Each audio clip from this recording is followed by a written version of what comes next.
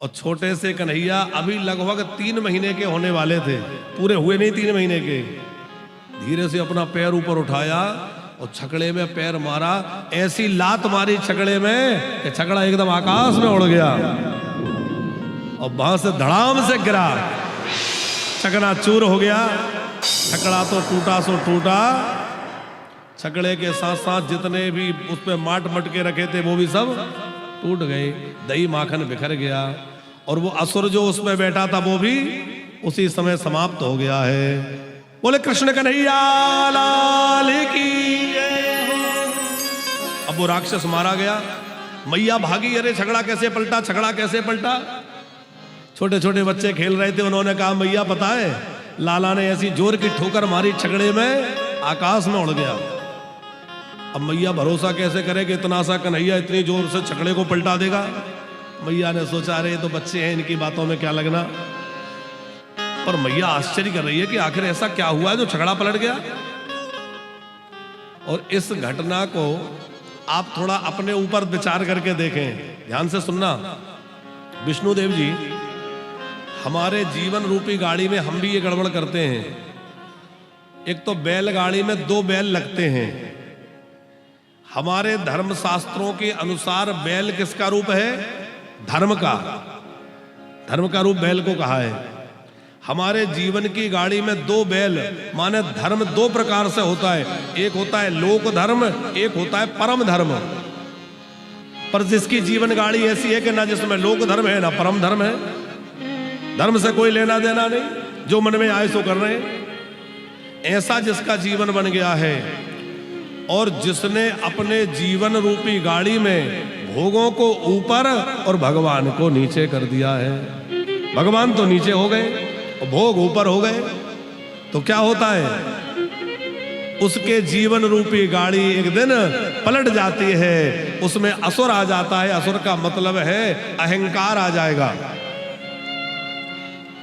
फिर जीवन रूपी गाड़ी पलट जाएगी। यदि आप चाहते हैं कि हमारी जीवन रूपी गाड़ी अच्छी चले तो अपने जीवन रूपी गाड़ी में 2 बैल माने धर्म को आगे रखिए। धर्म के द्वारा हमारा जीवन रूपी गाड़ी खींची जाए। कौन सा धर्म? एक लोक धर्म, एक परम धर्म। और भगवान को सदा आगे रखिए और संसार को और भोगों को पीछे रखिए। हमारे धर्मशास्त्र कहते हैं विष्णुदेव जी कि भोजन का समय हो जाए तो व्यक्ति को 100 काम छोड़ के पहले भोजन करना चाहिए। सतम विहाय भोक्तव्यम।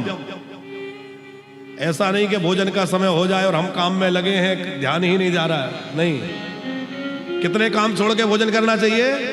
100 काम छोड़ के भोजन करें।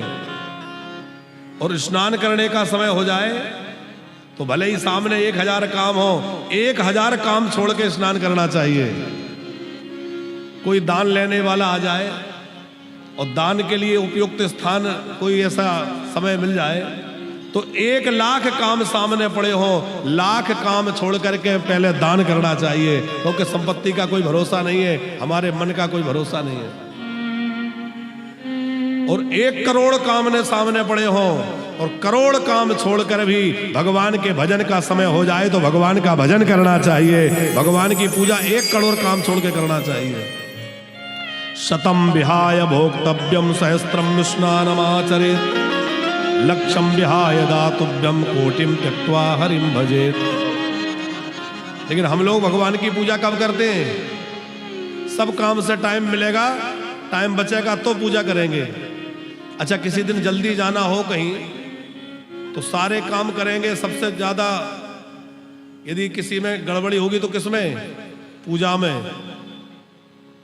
बाकी सब काम करेंगे, नाश्ता नहीं छोड़ेंगे, सजना संवरना नहीं छोड़ेंगे, सब करेंगे। लेकिन जल्दी जाना है तो पूजा का काम, बोले आज पूजा तुम कर रहे ना, हमें जल्दी जाना है। होता है कि नहीं ऐसा? भैया करोड़ों करोड़ काम सामने पड़े हो और भगवान की सेवा पूजा का समय हो जाए तो कोटिम त्यक्त्वा हरिम भजेत, करोड़ों काम छोड़ के भजन करो, क्योंकि ये मानव देह भगवान की सेवा के लिए मिली है। अब ना बनी तो फिर ना बनेगी, फिर तेरी जननी तो है ना जनेगी, फिर तेरी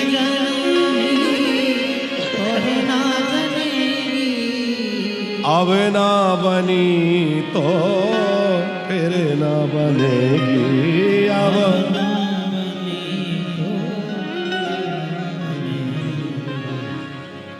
तो बाल कृष्ण ने छकड़े पर आकर बैठे हुए उस दैत्य का भी उद्धार किया।